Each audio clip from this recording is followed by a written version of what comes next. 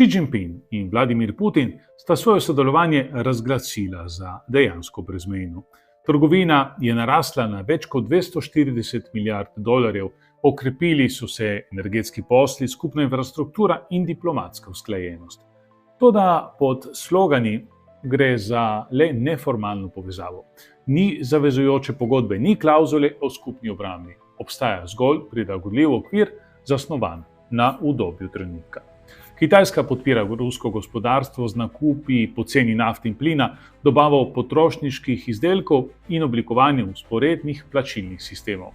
A to počne previdno, vedno si pušča odprta vrata za umik, če bi status Rusije kot globalnega izobčenca postal preveč škodljiv. Zahodne sankcije so dejansko potisnile Rusijo v kot. Kitajska pa je stopila v to praznino.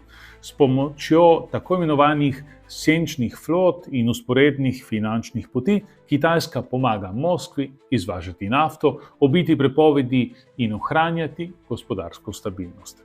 A to ima svojo ceno. Kitajska ima vse vzvode, narekuje pogoje, nadzoruje logistiko in širi svoj delež na ruškem trgu. To ni bratstvo, to je premoč in razkriva neravnovesje v odnosu.